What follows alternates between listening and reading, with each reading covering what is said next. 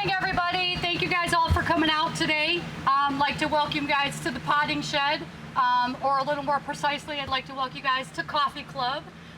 We do this every Friday, not quite this grand and not with guest speakers like David, of course, but we do have a group of people that gets together every Friday here in this area. We're talking about plant-related things mostly. We get a little off topic sometimes. We do things like worm composting and talk about making teas and how to make those teas into alcohol sometimes. But this is kind of an extension of our regular coffee club. I'm really excited to see how many people came out today. I know that a lot of that has to do with David putting his name on it, brought a lot of people out. This area that we're in right now is kind of a new area for us. We've been developing the nursery over the last about 9 months. Our nursery is new. We started out in the fall of last year. My husband Daryl and some friends of ours decided we were going to open up this nursery. We rallied together for a few months and we opened in the nursery in September of last year. We did close for a period of time over the winter, and during that time we found out that partnerships are really hard. So when we were coming into our spring season, we dispersed the original nursery and re-envisioned what we wanted to do with it, and we developed the Potting Shed with just my husband and I. So one of the things that was important to us when we were creating the nursery is that we were creating a space for community, not just a place for people to come buy plants. Obviously we run a business, that's how we make our money, and we would love for you all to buy a plant today. But really it's about community and it's about learning and sharing ideas for us. So I'm ecstatic by this crowd that's here today and the fact that this is happening so quickly. A special shout out to Deb there in the back hiding. She's the one that, she's the one that introduced me to David. We had been talking for a while about bringing in some guest speakers, and she had mentioned David several times, and it was kind of like, yeah, we're busy. And she went outside and reached out to David and kind of got a dialogue started and then brought me in on it, knowing that it was going to be a good idea. But you know, just we have a lot of irons in the fire. I'm an idea person, so we constantly have new things that we want to get going at the nursery. So, so thanks to Deb for getting you guys all out here today. I hope this is going to be the first of kind of something big that continues to happen as we go. So for those of you that have never been here, please follow us on Facebook. Sign up for our newsletter. We're going to be doing more events. Hopefully we'll have David out again, you know, to talk about some other things. So I am going to hand it right off to him because I know you guys didn't come here to talk to me or hear me talk today. You came here to hear this guy. So I'm going to give him... Everybody hear me all right? Yeah. All right. Well, thank you, Amy. It's fine. I can talk without it. I'll be loud. I'm glad you guys all made it out here in the middle of nowhere. It's funny, when we were driving over here with my daughter, she said, "Oh, I love that area. The springs are beautiful. I've been over there with my friends." It's like, my kids have been everywhere. I haven't. So they know all the cool places. But before I start and say anything stupid, let me pray. Heavenly Father, we thank you so much for this day. We thank you for taking care of us. Lord, we pray for the safety of those that are traveling. And Lord, we pray that you'll bless this nursery. We pray that this talk will be honoring to you and that I won't say anything too stupid. And we thank you for the wonderful gifts that you've given us. In the name of the Father, and the Son, and the Holy Spirit. Amen. So, the food forest. If you go online and you look up food forests, first of all, you start to get excited. You see, you know, some hippie chick walking through some beautiful, ideal landscape. Oh, you can eat this. I use this for my hair. Oh, you can do this. Oh, over here, this is where we take our breakfast, you know. And it's like, oh, that's so cool. Or you'll see some guy who's like, we started planning this 25 years ago in an empty lot filled with trash. And now we have a beautiful community space. And you look at it, you're like, oh, this is so cool. A garden that could last 100 years? Something where you're kind of recreating the Garden of Eden and getting back into all of this beautiful walking through the woodlands. When I was a kid, one of my favorite things to do was to play in the woods. And we grew up in the city. So there weren't a lot of woods down in Fort Lauderdale.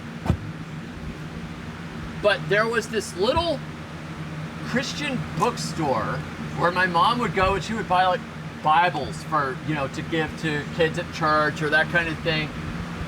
And she would go into the Christian bookstore and I was bored to death. But right by it, there was this little bit of swampy ground. And it was all full of little fiddler crabs. And there was all kinds of little plants growing on the trees and everything. And I always wanted to just go into that swamp and play. So she would let me stay by the swamp and like wander around and try to catch the crabs and that kind of thing. And when you're a kid, you're like, the woods are so cool. It's like you just go and you build forts. You maybe, if you have a little bit of foraging understanding, you go and you pick blackberries, or maybe you remember your grandmother picking blueberries, or you find an old mulberry tree, or sometimes I remember going to a fellow's property and he said, we found something so cool back there, you have to see it. He took me way back in the woods and there was a stand of about 10 or 12 persimmon trees. And there are persimmons all over the ground. And if you get them just right, they're delicious. And if you get them wrong, they ruin your morning. And I looked at it, it's like you love the woods. But then something seems to happen to a lot of people where they'll say, I'm moving to Florida and we bought a building lot. And of course, the first thing we're doing is we're clearing it. And they go, you take a piece like this and you're like, we're just clearing the whole thing. Now, there are good reasons to clear, but there aren't always good reasons to clear, right? So the reasons that would be reasonable is like, I want to raise a few cows.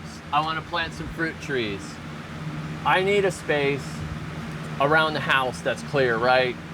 That's okay. But what you often see is that an area just gets bulldozed down to nothing, and then they roll out that plastic sheeting grass where it's like the grass is attached to some sort of a mesh that microplastics all the ground for the next 10,000 years. And then they put in a few poisonous ornamental plants around the edge of the house that always look like they're suffering. And then they pay ChemLawn to come out and spray the grass and try to keep it green, because this place is not really a great place for grass, right? Did you want to come up and talk, darling? I think she did. So you get this artificial environment. It's like, what happened to the woods? Why did you cut down the woods? Well, we needed a place for the kids to play, so that's the lawn. Meanwhile, the kids are like, it's hot outside, right? But if you have the woods, you got a place to play, you got a place to forage, you got a place to go gather firewood, to go camp, to build a tree fort, to just enjoy nature. And there's something peaceful about it. It's so peaceful that now you've got these people going, I'm not going for a walk in the woods, I'm forest bathing. Forest bathing, what are you doing? Are you walking naked through the woods? Do I need to call the police? No. It's just like you're just being out there with the trees. It's like we're so detached now. It's like, I guess you can't just be there with a podocarpus. Like the one azalea at the edge of the attorney's office. I understand you, you understand me.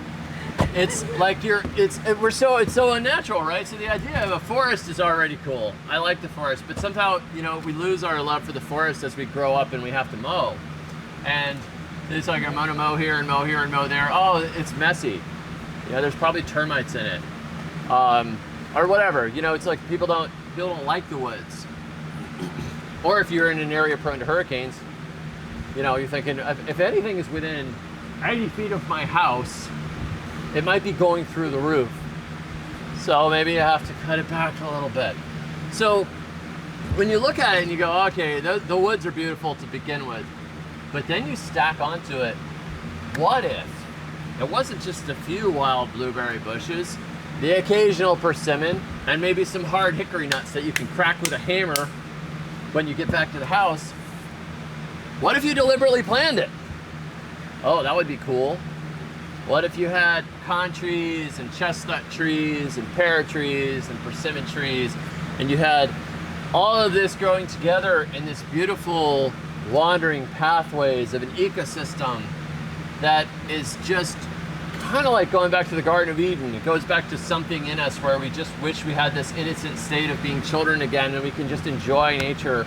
And it's a tame and beautiful forest that's built around human needs. So when you see it, you think the idea is so cool. But then you start to look into it.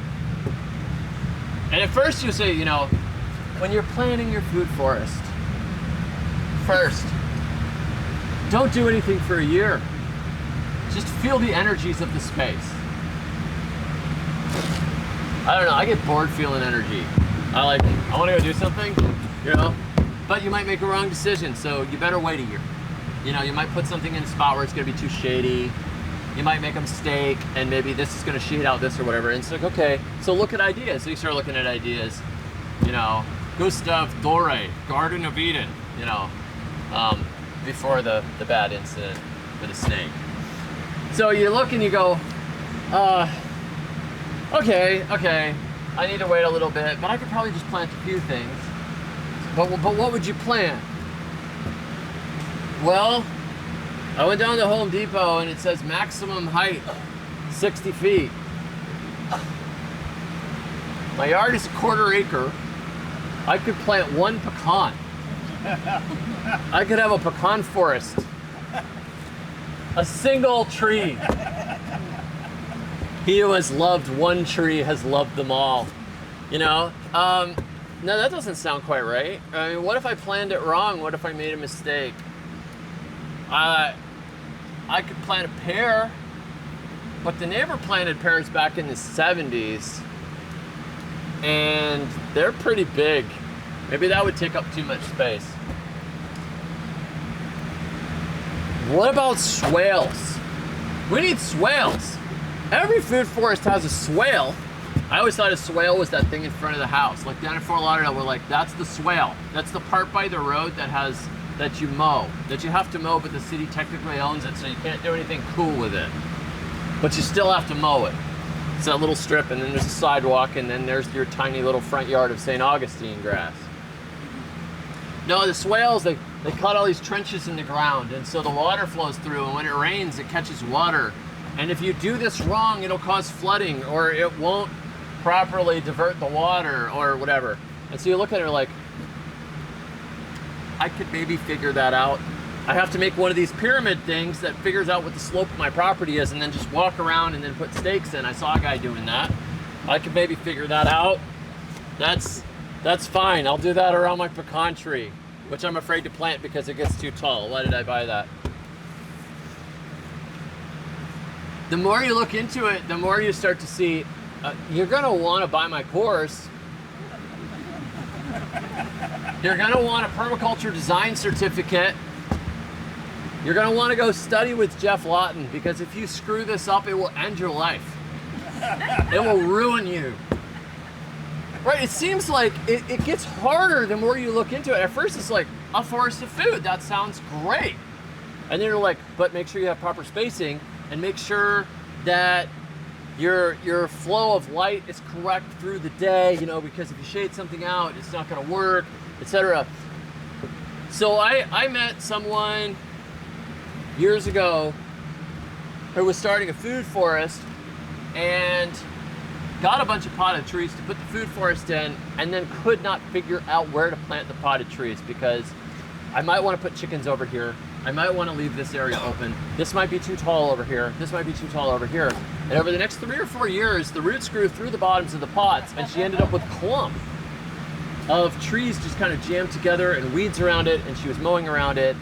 And she never, I went back 6 or 7 years later, and she'd still put a few trees in, but she never really kind of got a food forest in. And by that point, I had planted 3 or 4 food forests, because when they say fools rush in where angels fear to tread, like, I ain't got time for that. I'm gonna start planting stuff. So you look at it and it's like, you've got to have a blueprint, you've got to have a design, you've got to make sure you pick all the right species, this and that and the other thing. As some of you probably know, we spent 4 years down in the Caribbean. I studied a lot of tropical agriculture, and it's a very different world down there. Here we're always looking to do things the right way, and we're looking to buy some solution. Down there, they don't have the money, and they just want to grow things, so they just plant them wherever they feel like it. And I saw fruit trees all over the mountainsides, making glorious amounts of fruit that is just falling in the ditches by the sides of the road because there's so many fruit trees. Because everybody buys a piece of property, they go down to the government nursery, which has a propagation center, and you can pay about $2 US per fruit tree. And they just stick fruit trees all over wherever it kind of feels right. They kind of just pace it off, and they take a machete and they dig a hole with a machete. They usually don't even carry a shovel with them, and they stick fruit trees in the ground. The fruit trees come in little plastic bags. They plant them at the beginning of the rainy season, and if they get too big or they get in the way, they cut limbs off with a machete, and they hack the vines down, and they throw the brush around the base of the trees, and they let it rot down, and they grow lots of food. So sometimes what happens to us is we have this idea of getting things perfect. It's got to be designed, and we feel like, I'm going to mess this up, because when we're not comfortable with something, when you do something for the first time, it's kind of scary. I remember when I took the bus the first time down in the island of Grenada. The buses go racing past, playing this really loud island music that sounds like, and they go, and they slam to a halt, and a couple people get off, and they haul a couple people in, and they stuff them in the bus, and you just give them a few coins, and then they give you change. But you never exactly know what the fare is. You just kind of, and the guy goes, hands you back one, and you're like, okay, I don't know what the fares are. I had a hard time ever figuring out what the fares were, but they would cram me in, and then everybody on the bus looks at me like,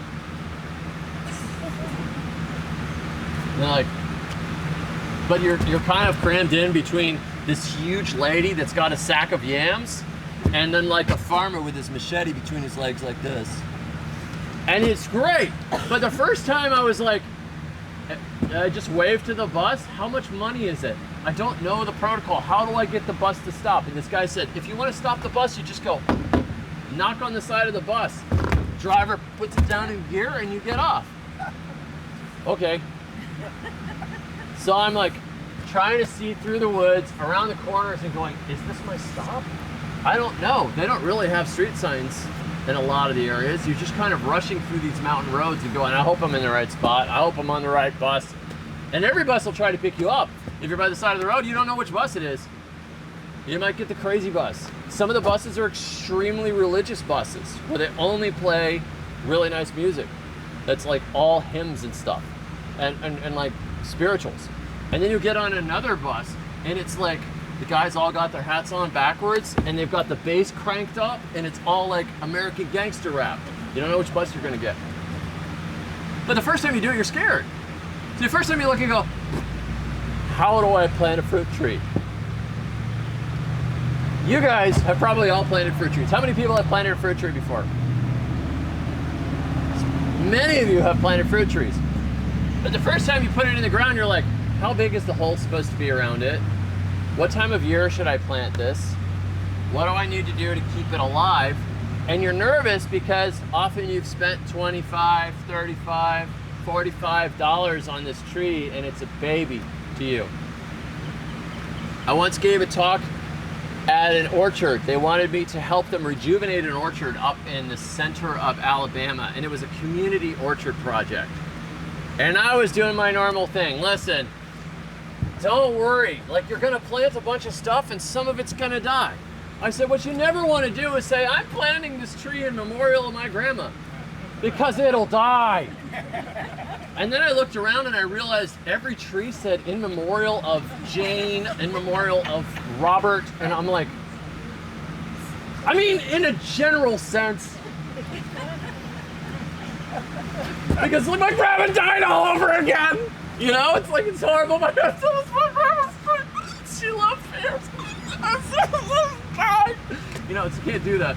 One of my neighbors named her oak tree Laura after somebody that she loved, and then she watered Laura for 2 years with no leaves. Laura had been dead in the ground for a long time. She couldn't let that tree go. It had a name. So you get kind of freaked out and go, I can't handle this. This is too stressful. You have to arrange it properly. You look at the blueprint design. I'm not a landscape designer. I can barely organize my dresser. I'm not an organizer. You see some people and they walk into a room and they're like, that looks way better. I didn't think of that. I mean, I thought I was pretty good just straightening that painting on the wall, you know? But some people have the eye for it. And so a lot of what happens is that people that have this eye for design and they love design and they've studied the natural systems and they have loved the permaculture scene and everything, when they tell you how to plant a food forest, they are giving you the way that feels right to them, that is very highly planned and organized, and they love to draw circles and lines and little dashed lines that mean something else, and half shaded blocks. Some of them are like this kind of hatching, some of them are like this sort of hatching. That's different energies right there. Some of them have dots, lots of little dots, and that all means something else. And they'll tell you, oh, starting a food forest is really easy. First, after you wait a year, you're gonna start with your canopy and your sub-canopy and this, that, and the other thing, and then they'll start saying, but make sure along the western side and make sure that the breeze comes through from this side and make sure that you have this set. And they have to, like, you're gonna wanna design, and they draw it all out, and I have a job, I have other things I have to do. I like the idea of an edible forest, but forget it. I'm gonna go back to my raised bed with the sick looking bush beans in it because I can't handle a food forest. Don't ever ask a mechanic if it's easy to fix something on your car. He'll tell you. If he tells you it's hard, that means it's impossible for you. If he tells you it's easy, it's also impossible for you.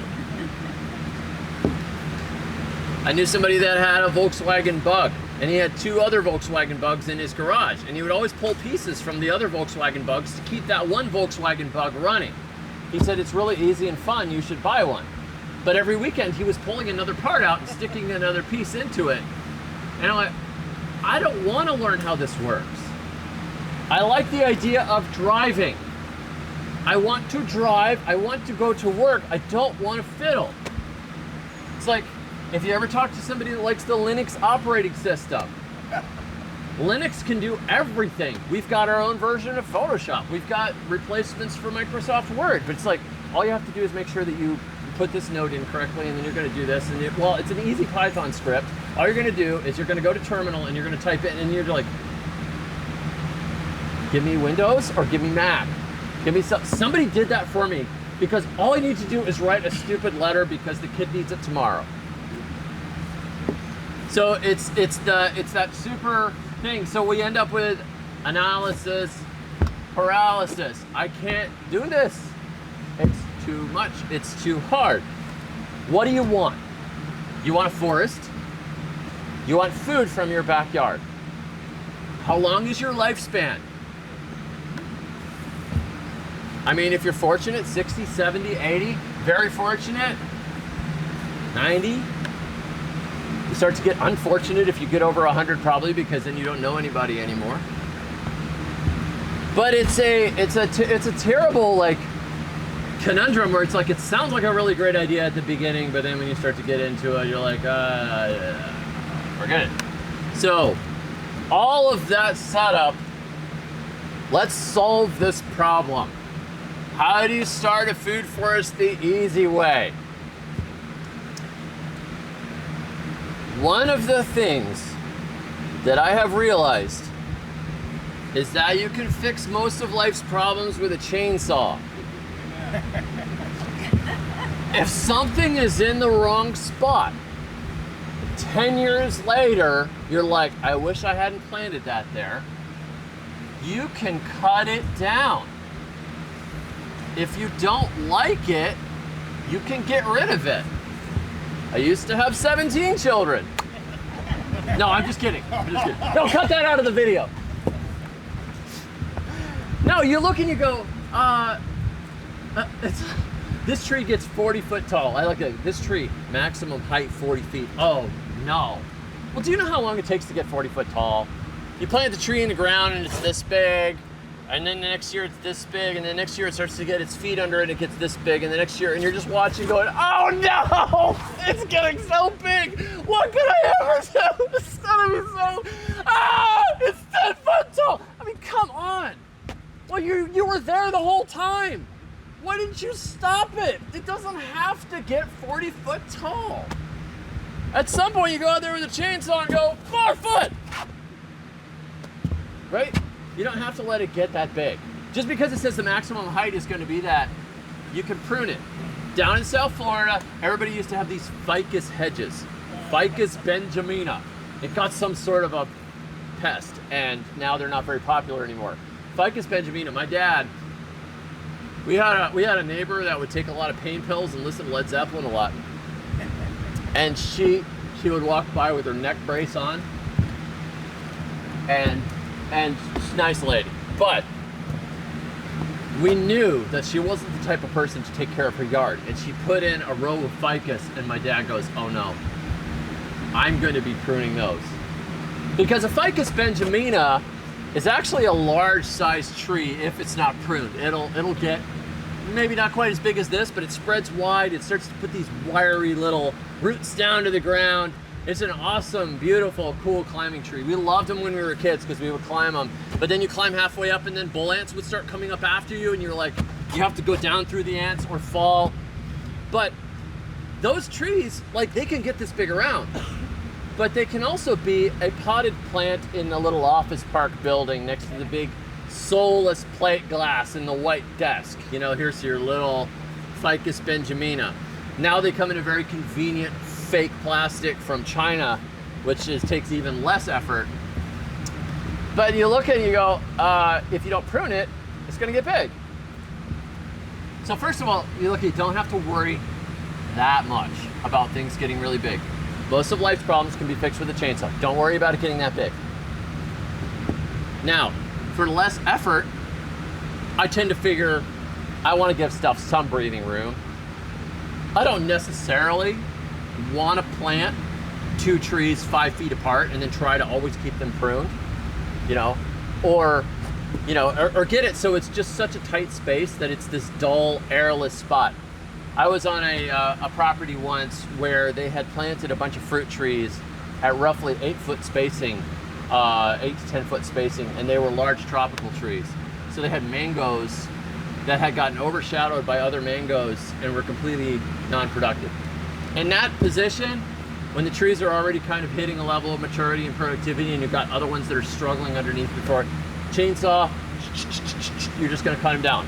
You're not gonna be like, but I spent $35 8 years ago for that tree. Okay, doesn't matter, right? You just want productivity at this point. You're gonna get paid back in so many mangoes, it really doesn't matter that much anyways. So don't get hung up on that. So you're gonna plant a food forest. What I do is I say, okay, what are my canopy trees? Which are the ones that I'm gonna let grow really big? In a small yard, it might be something like, mulberries, your chestnuts, Chinese chestnuts. Those are a nice tree. They don't get too huge. Maybe some pears. Those might be my canopy. If I had a smaller yard, so this is all scalable. If I had a smaller yard, like let's say I only am on I've got a 10th acre or a 20th of an acre. Oh no, I can't put necessarily, even if I tried to jam the trees in there, I would have to cut them all the time to maintain them. I might say, okay, I'm gonna put a Meyer lemon over here. I'm gonna put in a Japanese persimmon. Japanese persimmons stay pretty small. I'm gonna put in a peach. I'm gonna put in a plum, put in a couple of little Florida apples. All these trees can stay at 8 foot, 10 foot, not a big deal. You can get those pretty close. So the first thing you do is you establish your canopy. The more space I have, the lazier I can be with placing them out, because you're just not gonna take that great of care of it.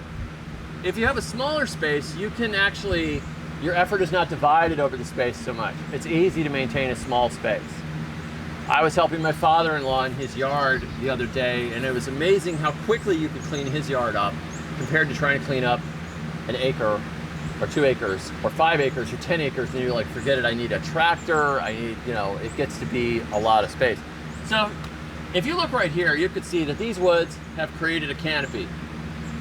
You've got your, your bays, your magnolias, your various, mostly oaks, and you get this closed in space, but you could see these were not spaced out for maximum productivity. These were spaced out however the squirrels happened to space them, and it was probably bush hogged under here at some point, or it might be a little thicker, or possibly over time it's shadowed it out enough that you've got a few your yaw ponds or whatever else that are growing in here.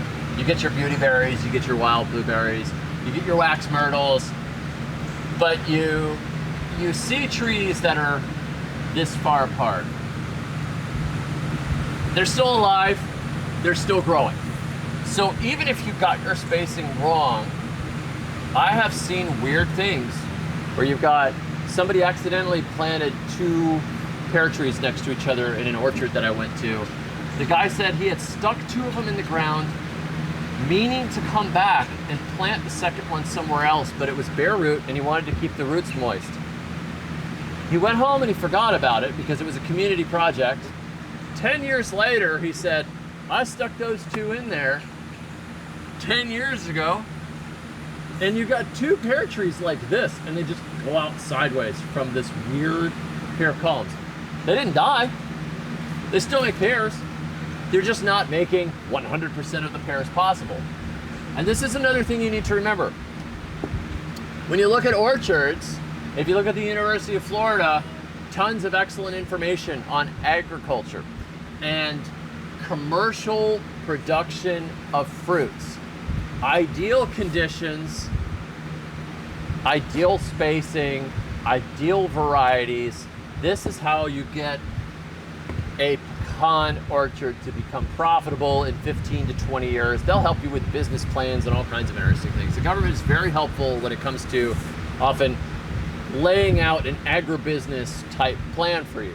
So they'll say you might have, I think it's 80 feet spacing between pecan trees, because in 20 years, when it's really in good production, those trees are getting very big. They've got a big old root system.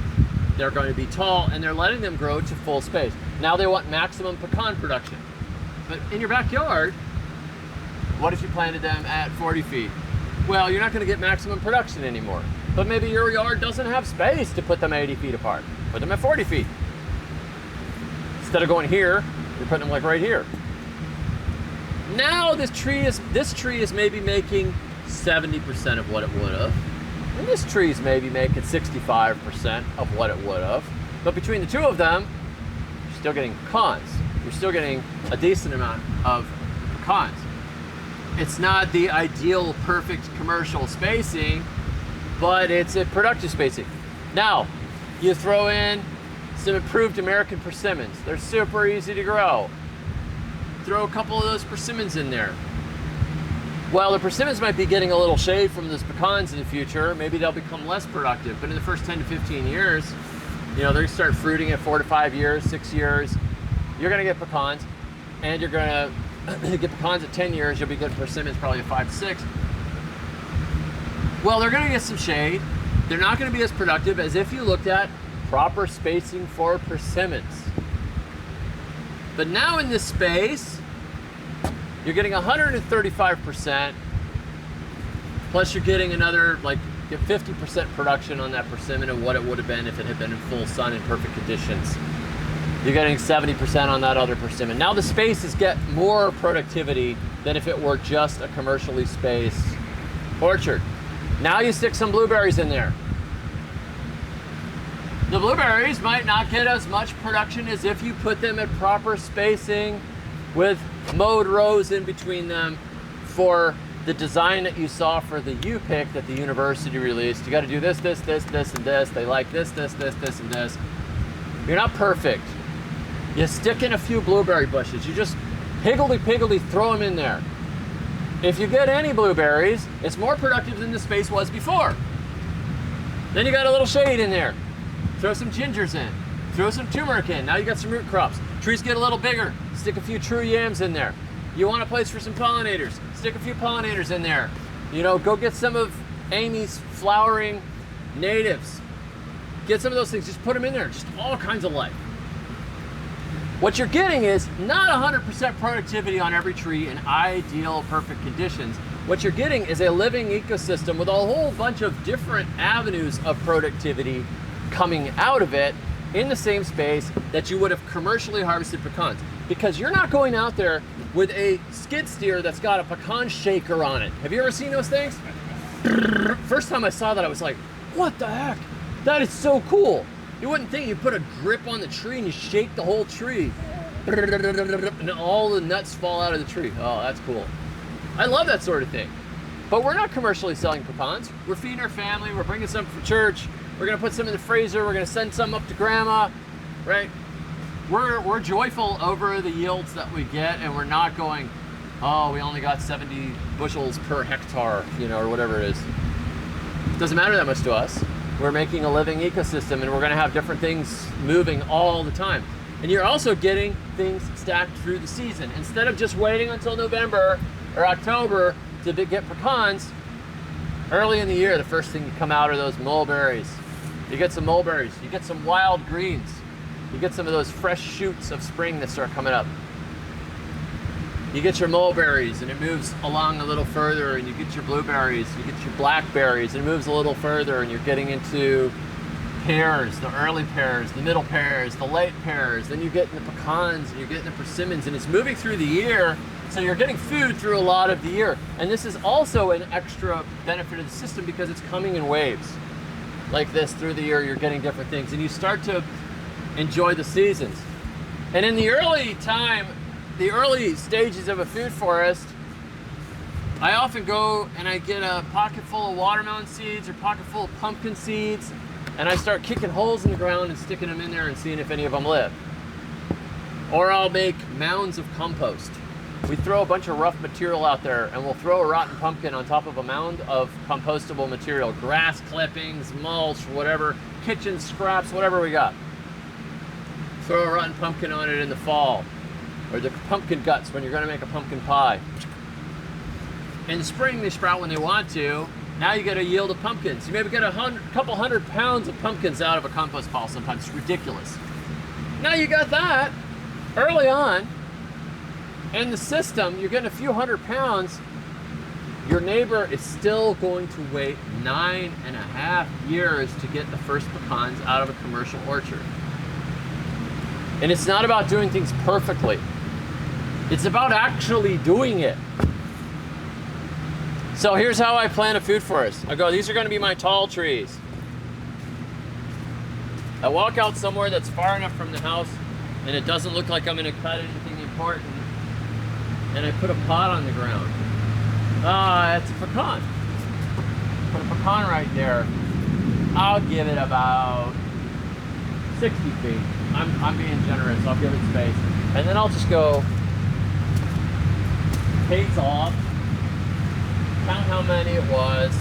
All right, I did 20 paces. I got my 60 foot and I dropped the second one in the ground. Now in between those two, I'm gonna stick in something else. And then I usually tend to work in triangles. Like I'll put one here and one here and one here. So you got the triangle, because triangle is very efficient. Triangle's very efficient. Squares are not as efficient. Triangles are more efficient. So you're gonna do the triangle of, if I'm gonna plant 3 pecans at 60 feet, I'll put one here, and one here.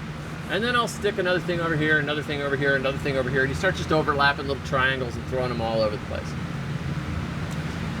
And if I do this with the trees all like ready, like I'm just gonna do this whole thing, I could do a food forest planting in a few hours.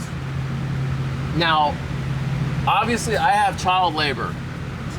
I have 11 kids, they've grown up gardening, they've grown up helping plant trees, they know how to plant trees already. I have my 7-year-old potting up sugarcane for me in the nursery, for example. The 5-year-olds out there and the 3-year-olds out there, they're not quite as helpful. The youngest is a year and a half. He likes to play in the potting soil and just pick it up and throw it on the ground and then pick it up out of a container and dump it back. It's like they're at the stage where you've got, he just likes to have a couple of containers to put things back and forth from. I found if you ever have a bored 2-year-old, just give him or her like a couple of cups and some pebbles and say, don't choke on it or your mom will kill me. You have to say that. I told him not to choke on that. But they'll dump pebbles and rocks back and forth and lay them on the ground and put them back in for like an hour sometimes. Unless you feed them a bunch of sugar and they've been watching Blue's Clues or something, and then all bets are off. We have no idea what's gonna happen then. But they'll just sit there and play. So I'll get them all laid out on the ground and just drop them and kind of just walk around the space and say, do I feel good about this? Feels good to me. Put it in the ground. You get it all on the ground. Now, if you want to be easy about it too, plant in the fall when things are going to sleep and it's cooler out, or plant in the early spring, February to March, if you can get bare root trees. Bare root is actually a really good way to plant more of your deciduous trees because they wake up in the place where they're going to grow and they just thrive. But a potted tree is fine too. But the late spring, or early spring, late fall, when it's cool, they're gonna sleep, they're gonna wake up in a new home, and they'll feel fine about it. So I tend to do this often in the fall. We're getting to the end of the year. So right now in my community group, we do these gardening challenges over in school. Some of you guys are in the school group. We do the Food Forest Challenge. So we say plant at least 3 fruit trees, 6 shrubs, a certain amount of perennial vegetables, pick a spot. We're going to get it in and everybody take pictures and post it. So everybody takes pictures and posts it. And that kind of gives everybody kind of lights a fire under them, like we're going to do this by Halloween. So it gives you a couple of month goal and a bunch of people that are posting pictures. So that's what we did that this last year. We picked a spot alongside our pasture, which was just a boring little spot that we had been mowing, and I said, we're gonna plant a little miniature food forest right over here between the driveway and the edge of the pasture fence. And we put it in over a little bit of time, a couple of weekends, just put a few here and a few there because I wanted to get a couple more plants. I'll stick a couple more out there. I stuck in some cool things like wild blueberries. I stuck in some vetiver grass. Vetiver grass is kind of cool. I wanted to see how cold hardy it was, so I stuck some vetiver grass in the ground. And I stuck some sugar cane in there and put a mulberry tree, put a seedling peach, and I got this little vignette. It's just a little mess of edible stuff. And over time, that little bit of work starts to pay off. But if you're not super precious about it, if you're not like everything has to be perfect, I have to have everything exactly right, I gotta wait a year. If you're not super perfect about it, totally fine. If your personality is the organizer and if you like to use graph paper, if you're gonna grow food, that's great. A lot of those people are smarter than I am and they really like doing those layouts. I don't. I've always been the type that I just want to get it done. And I'm not a very tentative personality. If I have the idea, it's like I want to just run and do it. And so mostly my job with getting people, a lot of you, to plant food forests is just to say, you can handle this, it's not a big deal. People that can't even read, that live in the third world, plant fruit trees over a hillside and their grandkids eat from the fruit. It's not that hard. If something gets in the way, cut it down. If something gets too tall, chop it back. It's not a big deal. There's all these little subtleties too. You go, well, if you cut it in the middle of summer, it decreases, it lowers the vigor of a tree. This is true. But if you don't cut it at all, that's really gonna be the worst thing. It's just gonna keep going and going. And if it dies, who cares? We're all gonna die one day. You're gonna be on your deathbed going, man, I wish I hadn't pruned that pear. Who cares, right? You're gonna enjoy pears while you have it, and if it dies, you're gonna plant another one. Which leads me to the next thing. First of all, the layout is easy. Or first of all, you can cut anything down if you mess up. If you make a mistake, no big deal. Look at this, it looks like a mistake. It's not a mistake. God designed all these trees to throw seeds to the ground every single year. Squirrels were designed to plant forests. They throw stuff everywhere. It grows. It's green. You don't have to water it. You don't have to fertilize it. Some of our fruit trees are a little more picky than that, but the general idea is stuff will live and grow. This area wants to be a forest. So you just get out there and throw stuff out there, even if it's accidental like this is. It's alive. It's gonna grow, so don't worry about it that much. If you make a mistake, it's not really that big a deal. Your biggest mistake is not to do it at all. You want a forest full of food, you want food out of your yard, you want some fruit trees, get them in the ground and plant them. Now the third of all is going to be personally damaging to Amy and I. I want you to buy all of our plants. But often, once you buy plants and you learn to propagate plants or you start things from seed, if you are super broke, if you're super broke and you just have more time than money, you can start your own little backyard space and just always be sticking cuttings, sticking seeds.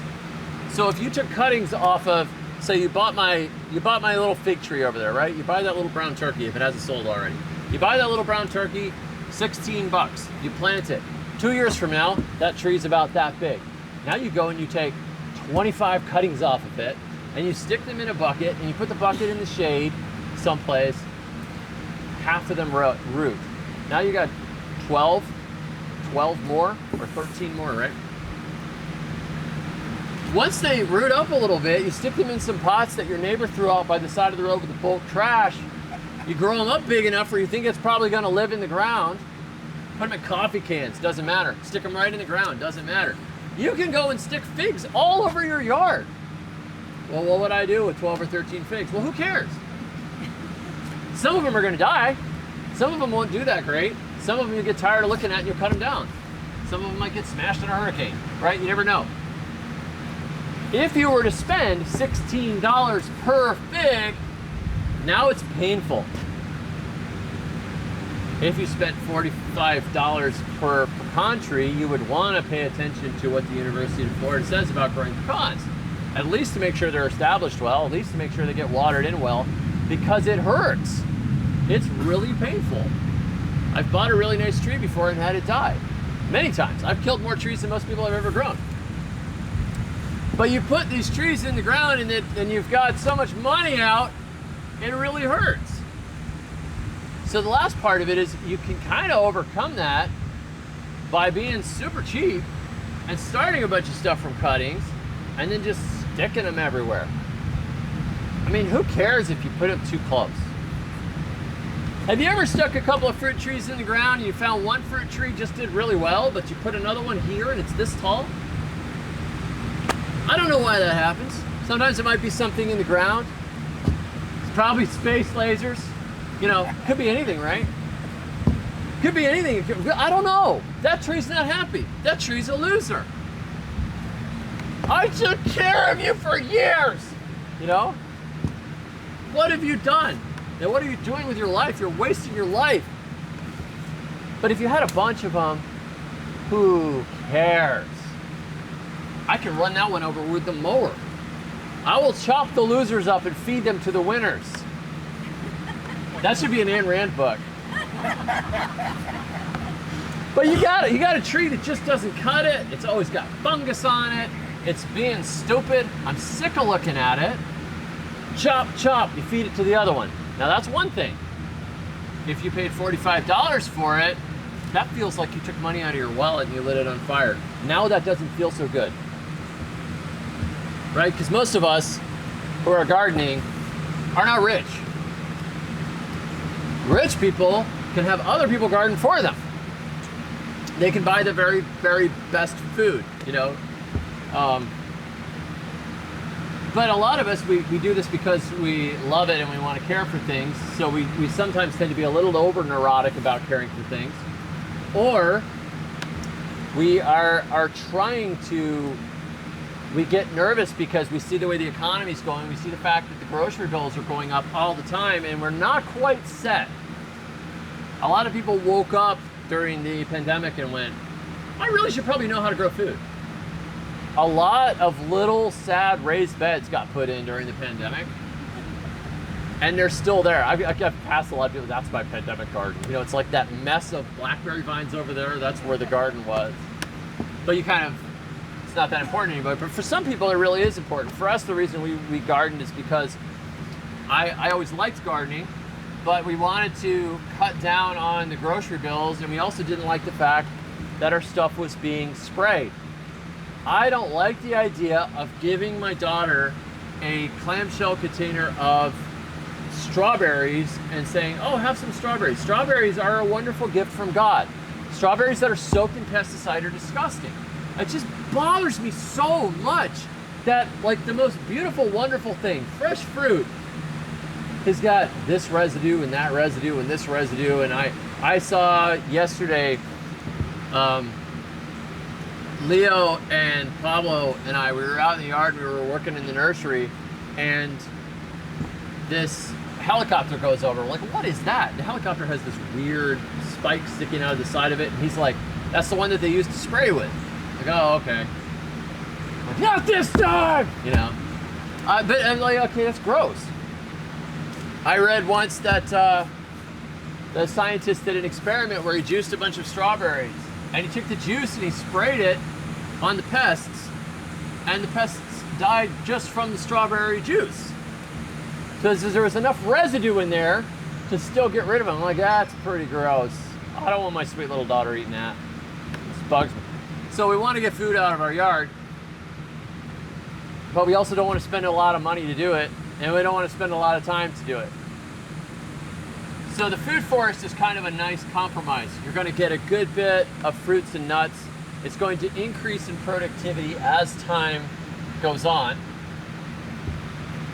And this area in particular doesn't do that well as grass. Grass doesn't thrive here unless it's cared for, unless it's grazed, unless it's fed, limed, etc. You end up with patchy grass-like lawns that have little patches of sand in it, little sections of stickers in it where you don't want to walk through it barefoot.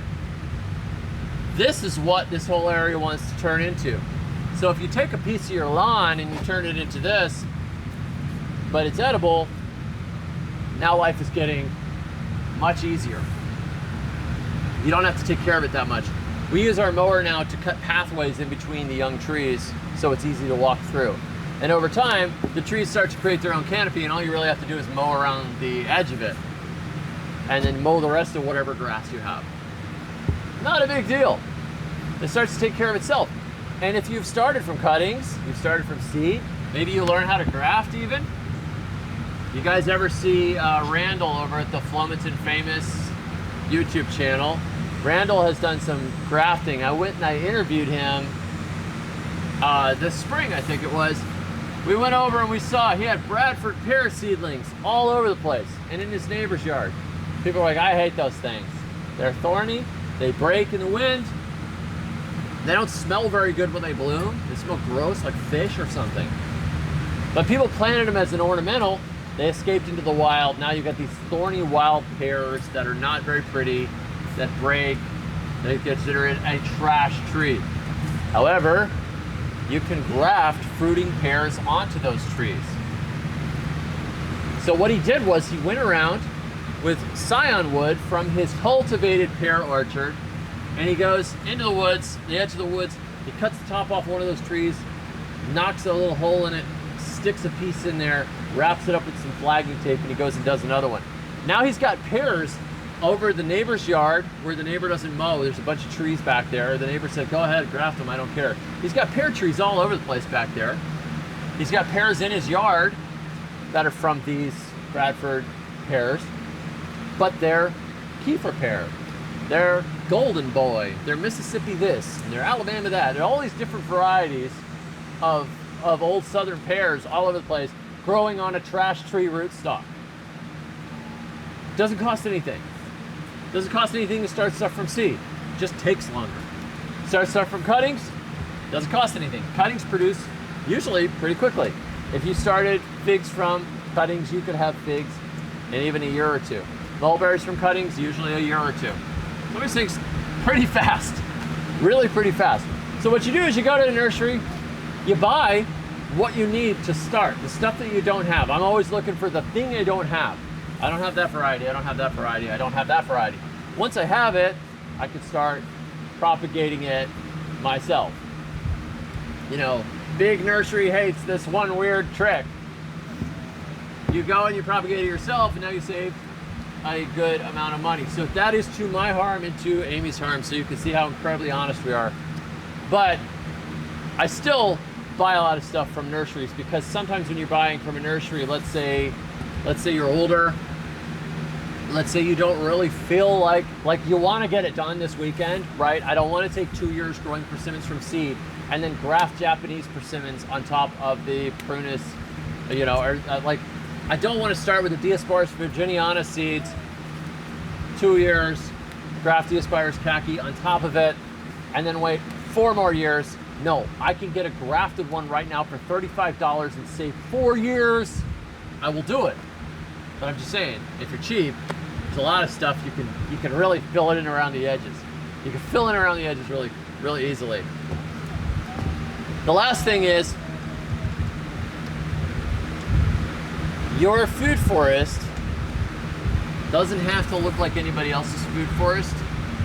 It doesn't have to be perfectly organized. I have seen food forests that are beautiful and they look wonderfully designed. I feel like mine looks pretty good when I mow the edges of it. When you cut the edges of something, it just makes it look finished. So say you're living in the city, right? You want a food forest. If your style is complete anarchy and you stop mowing your lawn and you let it grow into brambles and everything, your neighbors will get ticked. You have to be a little careful. You don't have to be perfect, but you have to be a little careful. One of the people in my group right now is dealing with an issue where the city has said, unless you cut this, we're going to fine you. And he says, but they don't understand. This is a pollinator plant. This is a weed that we regularly forage from. This is a wild amaranth. This is a this. And he knows all the plants and he's foraging off of them, but it looks like he doesn't care for his yard.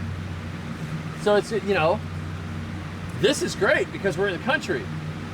But if you have this in your front yard and your house is all green with algae on the side, and you have a worm bin that is made of a rotten washing machine in your front yard, then people start to go, you're like, listen, I'm not redneck, I'm sustainable.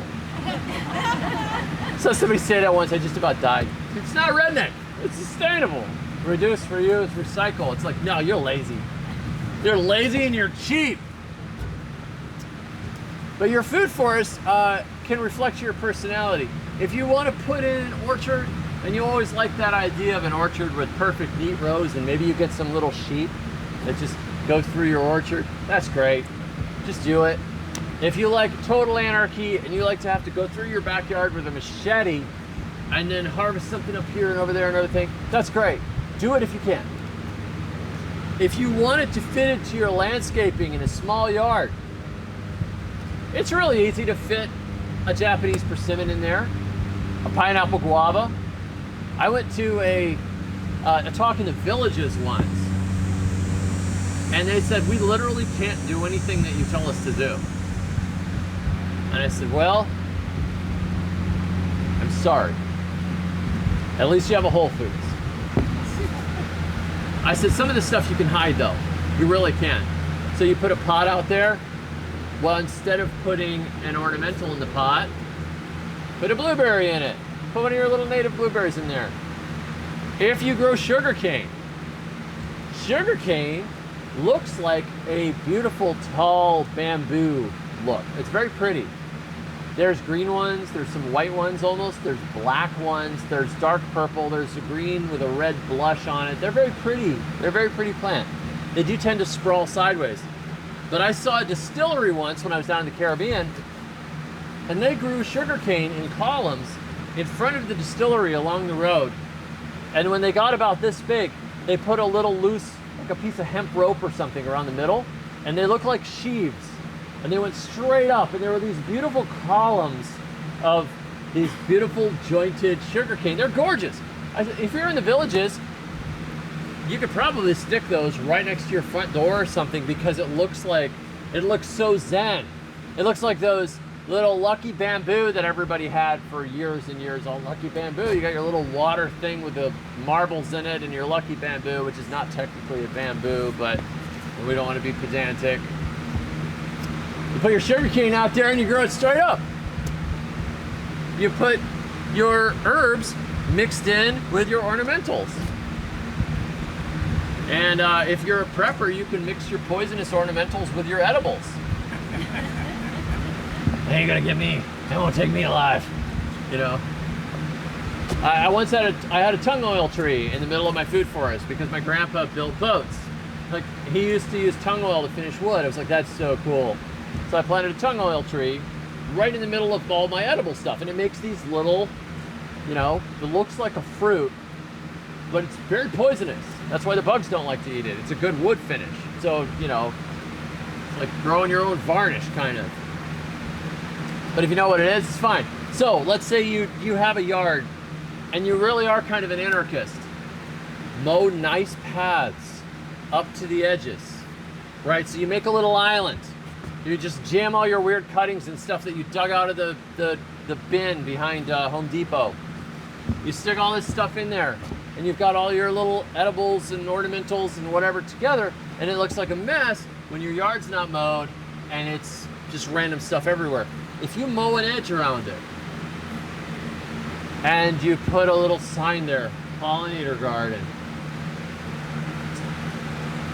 Whoa, that is so cool. I never would have thought of that. Put one native out there. You know, the rest of it could be kudzu. Put one native out there. But no, you get this, you just have to be a little bit tricky sometimes if you live in the city. But you also got to remember, if you're in Florida, we do have that wonderful law that was passed a few years ago that says that the state allows the right for everyone to grow food in their own yard, because there were multiple people that were getting in trouble with food gardens. They just kept getting on the press. This family's going to lose their house because they won't till their garden under in Orlando. This guy got fined $75,000 because he wouldn't stop growing watermelons by his driveway, whatever, right? These people, they're like, I want to control everybody. Well, the state finally said people should have a right to grow food on their own land. So they actually passed a good law. And the law supersedes all the HOAs. People don't know that. The HOA may not like you. The HOA may give you a hard time. But you can point to that law and say, Florida says this is my land. Human beings have a right to eat. I'm growing food. Just try to be loving and charitable to your neighbor. Be open-handed. Be sweet. I've had people say, oh, my neighbor sprays poison all the time. I hate him. Okay, no, well, there's a limit here. You're not supposed to hate your neighbor. If possible, make friends with your neighbor. Don't immediately be confrontational. A lot of it is not about immediately being confrontational. Find out what bugs your neighbor and try to help it. I've done things like brought over produce. I've given plants away. I've made some really good friends just by randomly going to somebody's house and bringing them a plant because I saw they had a garden. So I saw you had a garden. I thought you might want a mulberry tree. You've got a friend forever. Some people are just mean. And you've got to realize that some people are just mean because maybe their parents were mean and they've been mean forever. Everybody has their own choices though. You can't just say I'm mean because my parents were mean, or like I get drunk because I'm Irish. You know, like, okay, that's kind of an excuse. Don't do that. But if you're charitable, first of all, to your neighbor, and you love your neighbor, and you invite your neighbor to you know, just like if they get on your case, say, you know what, I'm lucky to be alive. If they tell me I'm stupid or whatever else, let it roll off. Just be stupid friendly. Just keep being friendly, and you'll often find a lot of times when people are told me my neighbor does this and that and the other thing, the person is an agitated person too. And they're absolutely right about the way they're growing their garden. And everybody else is wrong. Okay, you may know that, but it's not charitable, so you have to kind of just invite them in a little bit. I had one of my neighbors that used to go, hey, Jungle Jam! because my yard was this great big mess. But I was zoned ag, so I could have it. I would mow the strip along the front, but it was really just all kinds of crazy food for us. Well, one day his dog ran into our yard, and I was like, and I helped him catch the dog. I was like, come here, buddy, come here, buddy. And I kind of grabbed the collar, and he's like, what are you doing back here? He goes, that's an orange tree. I said, that's an orange. I said, that's a persimmon. He goes, is all this edible? I said, well, not all of it. Some of it's for the pollinators. The birds planted some of it. I said, I just kind of mow it. I said, we're making a forest ecosystem. He goes, I just thought you didn't like lawn work. I said, well, you guessed right. But he goes, can you get me any orange trees? I said, yeah. What do you want? And so he told me what he wanted. I went to a nursery. I picked up a couple orange trees for him, and I got him for the wholesale price. Here you go. That guy was my friend. Every time I was there, he's like, hey, Jungle Jim. He like waved to me. He would go by his golf cart with his cocktail. Hey. But before, I didn't like that neighbor at all because he was always annoying. But then when I helped him catch his dog and he came in the yard, suddenly saw it, right? We got to remember that people are the most important thing that we deal with. On a daily basis, we're not likely to interact with many immortal beings other than other human beings. If you're interacting with a lot of immortal beings, I recommend you talk to a priest. Exorcist, preferably. But no, I mean, we're talking to people all the time. People are the only thing that are immortal. This is really what's important. Feeding ourselves, taking care of our neighbor, loving our neighbor, taking care of our family. These are all valuable things. A food forest shouldn't be giving us all kinds of fits and stress to start. We want to take care of our family. We want a beautiful place to hang out. We want to make the world a better place. We want to have a long-term investment that feeds us. We want to get back to that beautiful Garden of Eden. And a food forest is a great way to build community, feed your family, take care of your kids, your grandkids, your great-grandkids. I've planted fruit trees on a lot of properties that were later sold or even at rental properties because somebody else will enjoy it later. If I get a chance to talk to the next owner or the next renter, I'll say, keep an eye on that tree. It's going to give you buckets of mulberries in the spring. So the world is a better place because we were there and we left a tree. Some awful person may cut it down at some point, but remember, you can always plant more. You can always plant more. The person is more important. So, I'm going to open it up for questions now. That's my overview. Starting a food forest the easy way. So if you have any practical questions or any questions, I don't even care. We'll throw it out there and then we can talk in person one-on-one if you all want to. Yes, ma'am.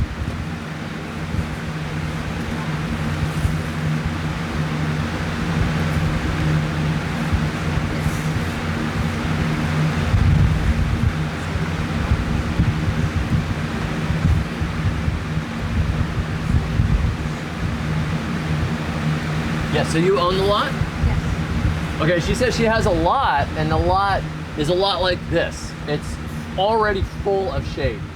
Can she plant in there? So if you wanted to do minimal amount of disturbance, you could go and you could start planting things like ginger, pawpaw, native pawpaw. Citrus will actually grow in the shade. Citrus is a little iffy here because of the greening virus and everything, but it does better in the shade than it does in the sun. It's not incredibly productive, always, but it increases the fact that you actually have food. So what I also do is that if I have a wooded area, I might go in with a chainsaw and cut out an ugly section of it where I don't okay, I don't see any useful trees right in here. I see a bunch of saplings right there. So I might go right through there, chop, chop, chop, chop, chop, chop, chop, cut open a section to let some light in. Chop all those pieces up and lay them on the ground to rot down, because all that's gonna go back into the soil, all that hard work, all the leaves and everything. I put hunks of logs all around my trees and stuff to rot over the next 5 or 10 years. Make the soil spongy, attract the worms. You might open up a section in it and then you drop in a pear tree, drop in a mulberry tree, put in a chestnut, put in a pecan. When you feel ambitious the next time, you might open another spot and put some in. But one of the things you want to do first when you have a lot like that is to say, is there anything useful, edible, medicinal in here?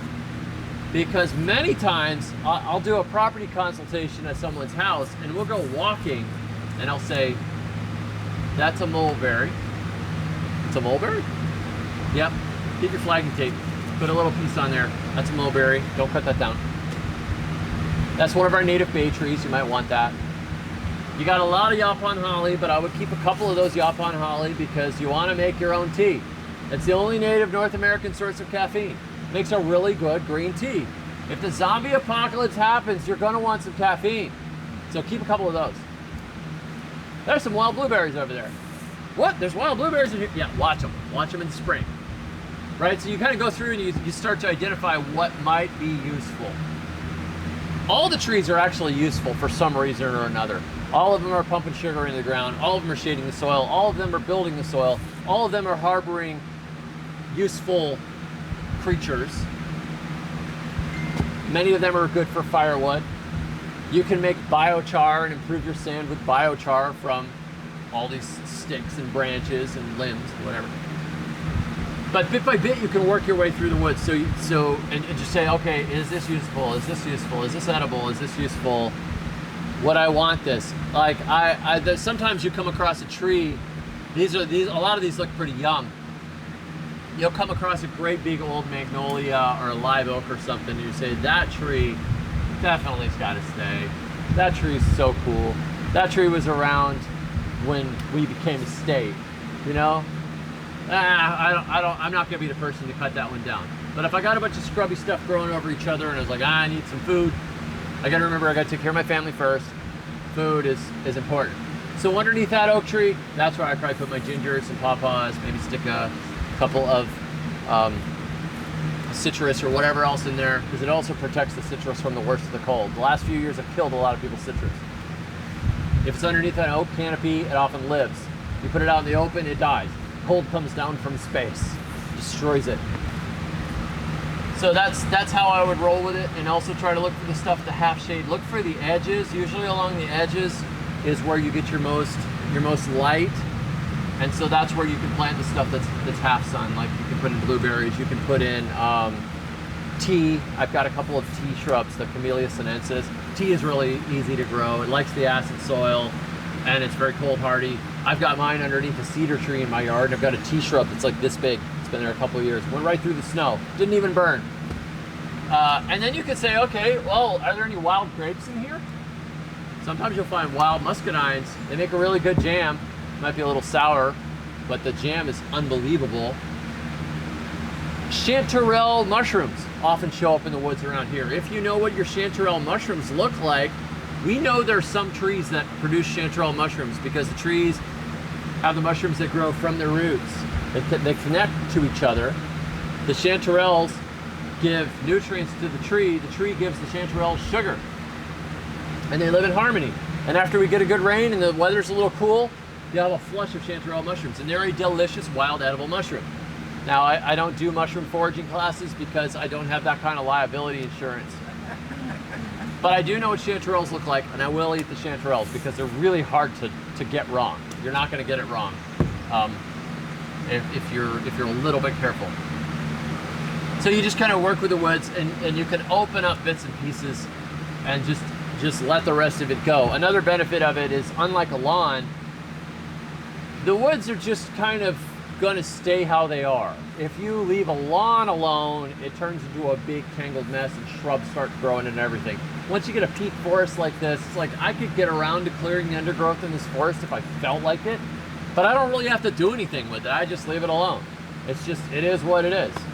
You know, it doesn't have to, I just like to make little walkways, and if there's trees that produce mushrooms or there's blueberry bushes, I'll leave those trees alone, or I'll clear around the blueberry bushes to give them a little more sun and just increase the production in the woods that are already there, and then just start tucking stuff in.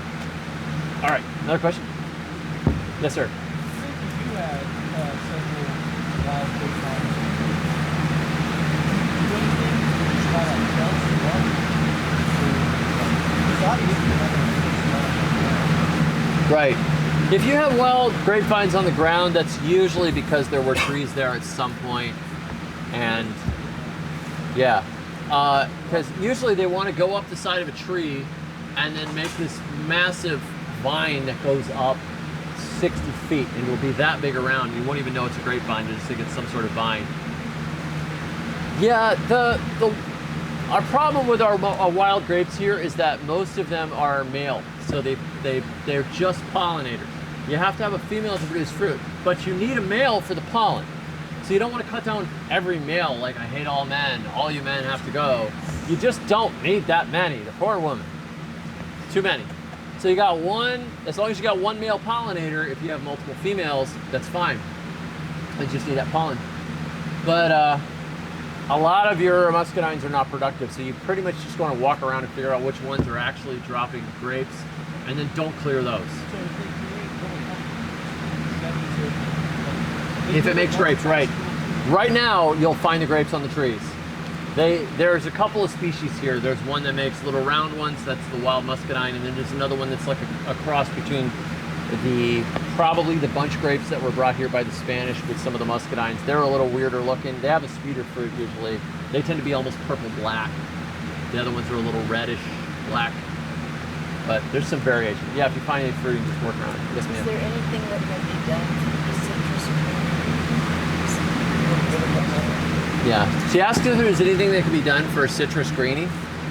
The citrus greening virus pretty much is, they haven't really cured it, except that some people have done injections and heat treatment and other things that they say may cure the trees. Those are mostly commercial cures. From what I'm hearing out of Mark Bailey at the University of Florida, trees that are planted in the shade generally do not exhibit the symptoms of greening, even if they catch the virus. When they're in the sun, they start to get sicker from the virus. So there's something about being in the sun and having the virus. So it's rather like some herbs will give you photosensitivity. If you've ingested the herb and you go out, you're going to get sunburned like right away because your body just doesn't protect itself well. So it's rather somehow this virus is giving them less tolerance for full sun conditions. But there are many, they keep discovering citrus that have been growing in the woods for years and years, even near infected areas where the citrus looked totally fine. So if you have an oak tree, plant the citrus under the oak. Just don't bother with the full sun anymore, and you can probably still grow the citrus. It also helps with frost protection. What varieties do you find most hardy? The Satsumas are the most hardy up here. After that, your kumquats, calamondin is very hardy, and of course the trifoliate orange, which is not worth eating. Oranges are a pain in the neck. They're gonna die. Do you do any spraying? No, I don't spray anything because I figure if it dies, it wasn't supposed to be in my yard. You know, I will fertilize. I actually don't have a problem necessarily with commercial fertilizers because if it's just elements. So like people say, you know, borax, right? You put borax, that's got a boron in it. If you have hollow stems on your broccoli and you give it a little bit of borax, it fixes it. Well, is that bad? Did you just chemically fertilize it? Should I go and find a particular crab and crush it so I could use that, or can I go get the mule team from Walmart? I'm just like, mule team from Walmart, it's just mined boron. I don't really care. But I would not want to rely on, you know, triple 13 because you're just burning soil over and over and over again, you know. But if it's like, if somebody said, oh, this thing's got an iron deficiency, I'd be like, I have no problem with giving it a little iron fertilizer. I don't care about that. What I don't want is poison. Elements don't bother me so much. I'm not putting arsenic on it. I'm putting iron on it. That's not a problem. Copper, I don't care. I need copper too. No problem. I'm not going to put cadmium on it, lead on it, malathion on it, whatever else. Any other questions? My voice is giving out on me, so yes.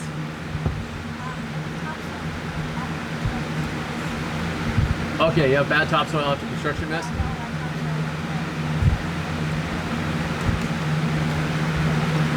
Do you have is it clay or is it a sand that you have?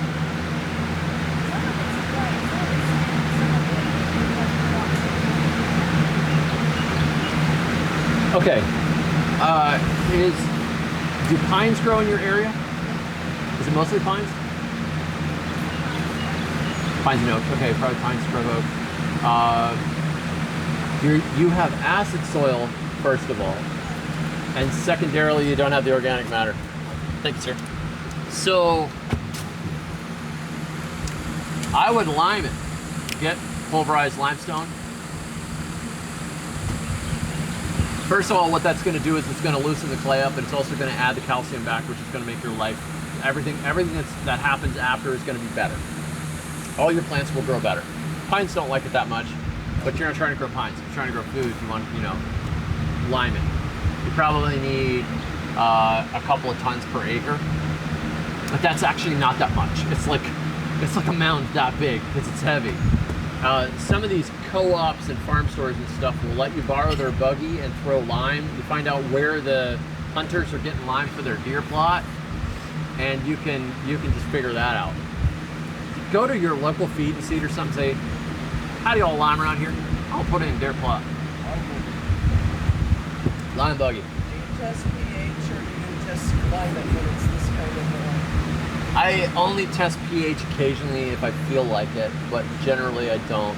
just lime on that? Yeah, because we have high rainfall, acid soil. How often And I do can you tell lime? it's acid because of the plants that grow. How often do you lime? It depends on if the plants are responding or not. So I might lime it again the next year if it's not responding. But generally, once you saturate with lime, you're good for a few years. It does burn out over time because we Can just you naturally. over-lime it? Not really. You can over lime it to the point where your blueberries are unhappy, but your grasses and a lot of your vegetables and stuff really don't care that much. It's not that dangerous. Now, if you put any of your quick limes or something like that, that could be bad. There's fast-acting limes. You don't want those. You could over lime. You could go up to, you could pH the living daylights out of it. Shoo! Suddenly it's super base. But the pulverized limestone that they use, It's like dolomite lime? yeah, that stuff. Nah, you're not gonna over lime. Yes.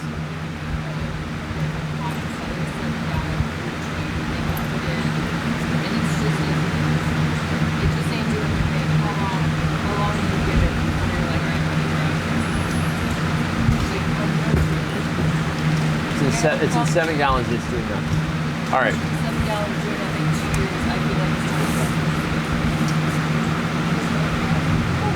I want to say one more thing about the land. After the land is limed, if you can plant a cover crop and slash it down. I don't know. Are you dealing with grass right now, or are you birds? That one is grass on top. Okay, so for the lady that's got the yard, lime it first. Try to get as much organic matter on top of the ground as possible. Like if you can grow a cover crop of black-eyed peas, mung beans, sorghum, Sudan grass, sun hemp, any of those sorts of things, slash it down and let it rot on top of the ground, it will start to recreate it.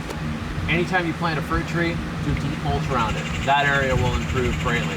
Mulch it with pulverized wood chips from a power company that has a bunch of different mixed hardwoods and stuff in it. Don't use more pine chips. If you can avoid pine chips, just avoid the pine chips, unless you're mulching blueberries. But what's going to happen is it's going to start to build the organic matter. You just want to get life back in the ground.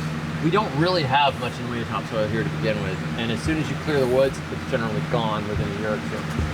So as for your tree, you say you've got it in a pot. It's got grass growing in the top of it. It's in the ground. Oh, it's in the ground. What type of tree? Method plum. Does it have like lichens growing all over the stem and everything? It looks. And it uses all the things every summer. I think it's just too big to talk about. But how long is something out? Like, what's a reasonable amount of time? Like, all right, but Yeah. Like, when am I done with this thing? But you can't tell you were the tiebreaker in marital Oh no. Next question.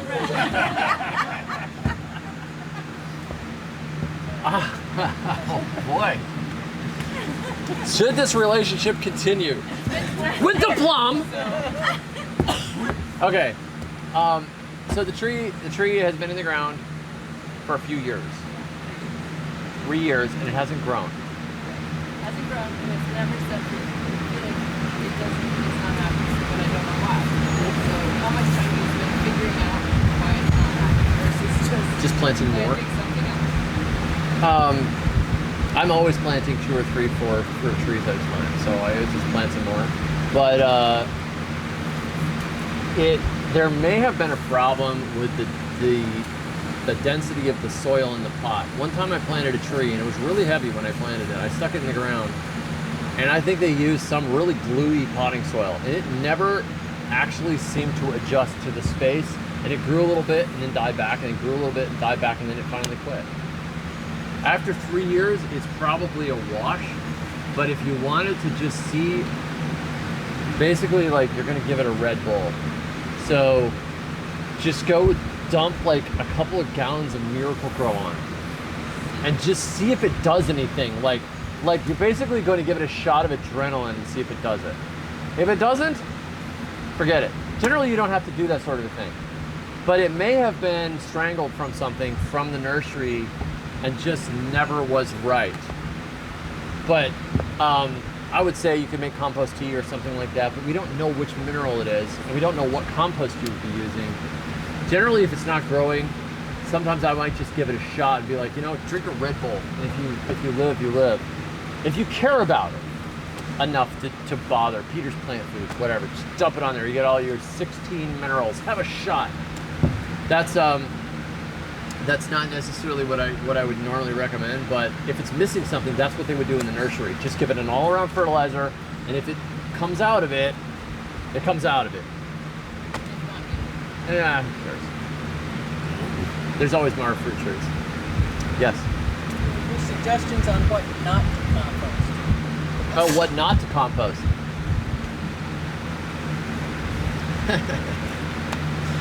I don't like anything.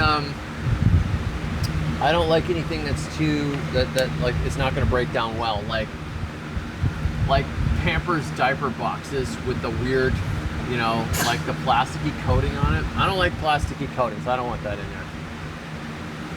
I throw meat in, I throw bones in, I throw milk in. I mean, everything goes in our compost pile if it's organic. I had somebody say, I would like to compost. But my roommate does not eat organic food. Should I just throw all of her scraps away? Like, if you're gonna be that neurotic about it, it's like this world is an impossible place. Because there's always something bad, right? You know what? Composting fixes a lot of problems. If there's a little bit, I know when you throw the banana peels in the compost pile that they probably gassed that banana with something because some idiot complained about tarantulas in their bananas years ago, and now they gotta gas them, you know. So who knows what's on it. But generally it breaks down. My plants don't seem to mind, and I have too limited a lifespan to worry about it, and I feel better about throwing it in the compost than I do about throwing it in a landfill. It just doesn't seem right. Most of the compost binds up toxins, but if I knew it was deliberately, like it was really nasty sprayed sort of stuff, like I might hesitate with throwing all the stuff from the florist in there. If your main supplier of compost was a local florist, I don't know. I heard they put a lot of stuff on those flowers. If I had one bouquet and it got thrown in there, I wouldn't care. That just means the compost pile's gonna get married next. Any other questions? Yes, ma'am.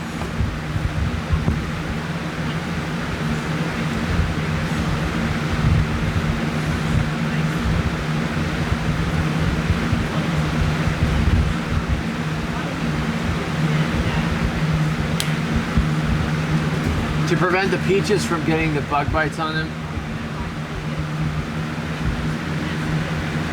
Do you get any peaches off of it?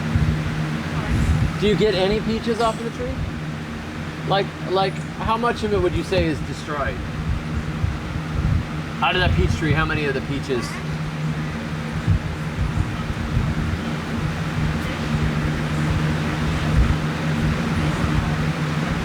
All bug bit.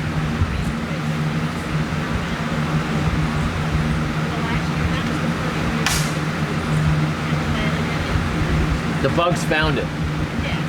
Yeah, the bugs found it. I've heard of people having good luck by running their chickens around the base of their fruit trees because the chickens will eat, they'll break the pest cycle, they'll eat all the insects on the ground that generally, there are insects that will live in the fruit and then they drop down to the ground and then they overwinter and then they come back and they reinfest the tree the next year. So I've heard of that being done. I don't do anything. I just plant a lot of peach seeds all the time and let the seedlings grow all over my yard, and then when I get good ones, and then if they have holes in them, I mean, if they have holes in them, I generally just cut the holes out and make cobbler, but Organza bags. where you bag the, I haven't tried that. I bagged my grapes this year. It's always been very successful. You gotta make sure that the drawstring is tight. So he uses bags and bags them. Little organza. That's one way you will get perfect fruit. I've seen them do that in Japan too, where they've got the highest market value fruit with absolutely nothing touches it. A lot of my fruit looks ugly as sin, but as long as it's edible, I'm not that.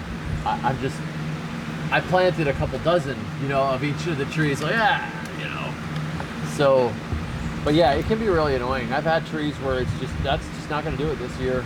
Too many bugs, but I don't really feel like doing anything about it. You'd have to ask the University of Florida. They probably have a spray schedule. They'd say that peaches. Now here's another thing. I'll say this quickly because it sounds like I'm being really flippant, but some trees really are easy and some trees are not. If you are going to go on the easy scale here, you plant mulberries, you plant Japanese persimmons, you plant figs, and you plant sand pears, gold varieties of pears. If you're going to get on the annoying side, your peaches and nectarines and plums tend to be a little more touchy, but particularly the peaches. Everything seems to bruise them, the squirrels steal them, they get weeping sores in the trunks where things have drilled into them, they get borers and all kinds of other stuff. A peach is a highly bred, pain in the neck plant it's been bred for commercial production, high production, lots of spraying, lots of care, and it's a live fast and die young sort of a tree. Whereas your pears just kind of roll year after year and they keep going and they make more pears some years and less pears some years. Japanese persimmons take almost no work. They get a little bit of sunburn, sometimes they get bug bites, but they're easy. Mulberries are super fast and they're super productive and it's like nothing kills a mulberry, hardly. But when you get into your apples, it's touchy. Peaches are touchy. I had a couple of fruit trees just spontaneously completely die on me this year, but I knew that they were touchy. I had 2 Santa Rosa plums just die to the ground 2 different years. Like, why? I don't know. But I didn't worry about it. I was like, well, they weren't supposed to be there. Yes, ma'am.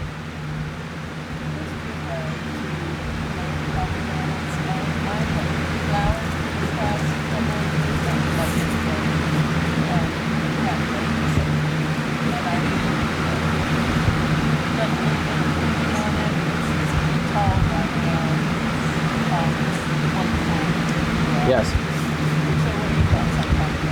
She asks how to make the pomegranates fruit well. I have had wonderful pomegranates for a few years. I have not gotten fruits off of them. I had the same thing. They bloom, they don't set fruit.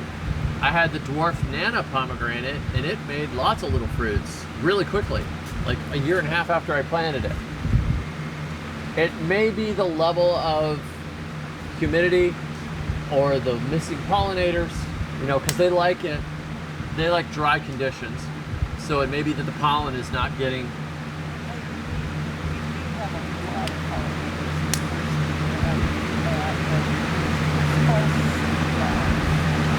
Yeah. And they make a lot of male blooms with a few female blooms too. They also have both male and female blooms on them. They say it's 4 to 5 years.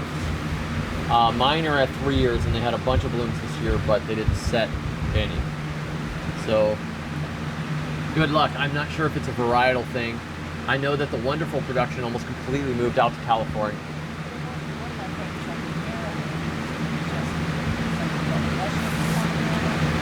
Yeah, Parfyanka, and there's multiple other Russian types that are supposed to be good. I haven't. I haven't had great luck with pomegranates. The trees always grow beautifully for me. They look gorgeous, but I haven't gotten good fruit yet. Yes, sir.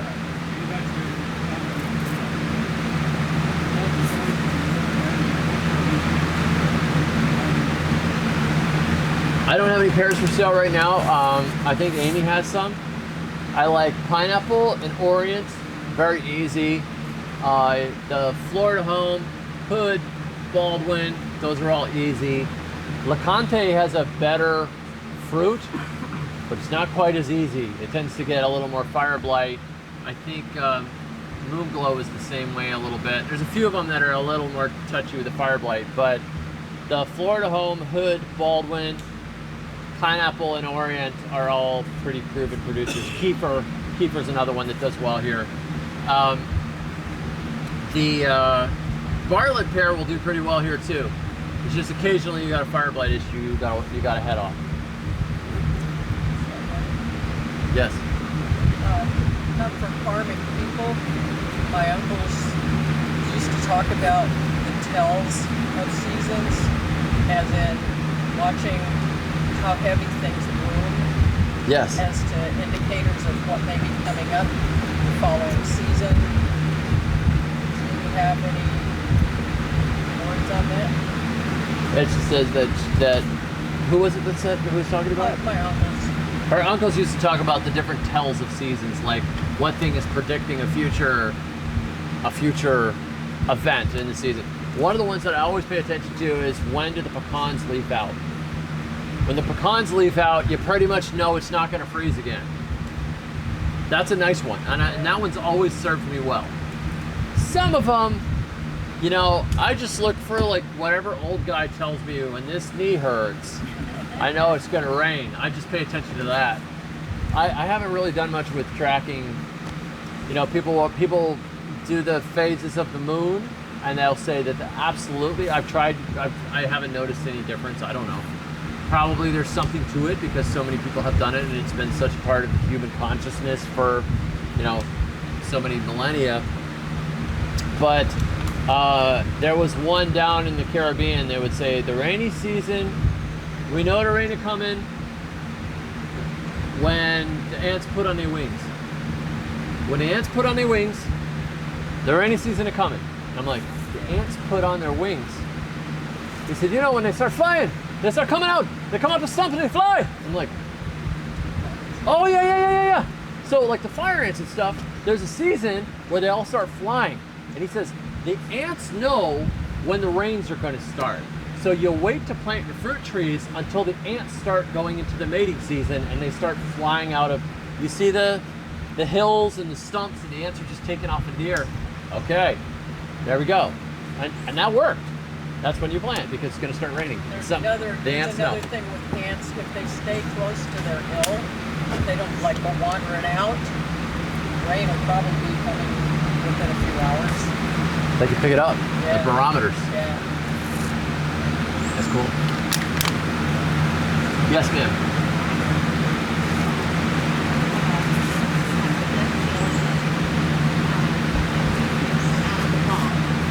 Yes.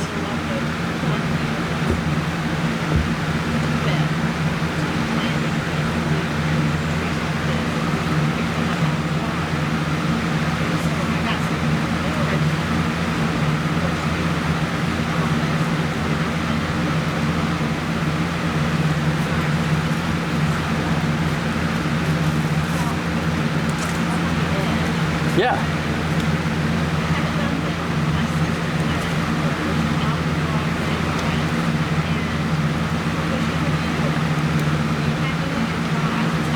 Yes, I have advice for you. The term mayhaw refers to multiple species of, I think it's Crataegus species.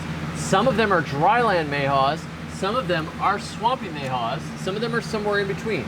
I've been in a really nasty, dry, sand dune almost sort of an area south of here near Orlando, and we found mayhaws all over the place with fruit about that big. High draining, nasty area, super thorny plants. But around here, people said, we picked them out of the swamp. That's a different species. There's all kinds of them. That term mayhaw, it just has, it refers to a bunch of different members of that same species. So you probably, or the same genus. Different species, same genus. So it's like saying crab apple. There's actually multiple species of apple that are actually crab apple. So yeah, so the ones you got from the forestry department are probably just a different species. They probably still have good fruit. But whatever the swamp variety was probably not what you were sold. It's a big round. So I'm gonna go over to my plant booth. If anybody is interested in my food forest plants, and of course Amy has got a lot of natives, and she has some fruit trees over here as well, so we can support her nursery. If anybody wants to join the Food Forest Challenge, you can. I have links to it. That's my school group. That's the community where I posted a lot of videos basically showing you what I was talking about today: plant propagation, how we pace off a new area and plant a food forest, all that kind of thing. I've got all that food forest design stuff in there. But really, it's super redneck. It's just me showing you how we redneck it. So it's not like, get your graph paper class, now we're gonna do it. It's me pacing out and dropping pots on the ground. So if you're interested in that, you can come join us. Did you have something you wanted to say? I just wanted to say thank you guys all for coming today. We came into the kind of the back side of the nursery, so if you haven't had an opportunity, please go out and take a look. We have a fairly good sized nursery on the other side that a lot of you guys probably didn't see because of the way we came in. But you know, thank you guys for coming. David's gonna be here for a while. We're here all day, so you guys are welcome to stay with us as long as you want. If you have any questions, let us know. Thank you. And also, I did want to say, I appreciate you guys all coming out here. It's really encouraging because, you know, I'm just a backyard gardener, and I love doing this, but it's always so cool to me to like, gardeners are the best people in the world. You're my favorite people to hang out with.